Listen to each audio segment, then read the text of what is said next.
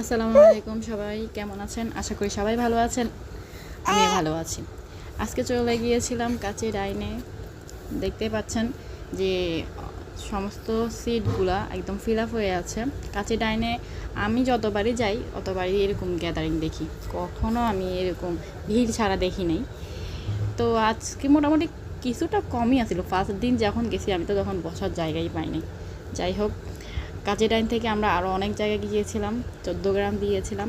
ওইখান থেকে কিছু ছোটো ছোটো ফুচকা খাইছি। ফুচকাগুলো অনেক ভালো লাগছে আমার কাছে, দেখেন আপনারা। এখানে ভালো দেয়, অন্যান্য জায়গায় আরও কম দেয়। অন্যান্য জায়গায় তো 40 টাকার দেয় 9 পিস।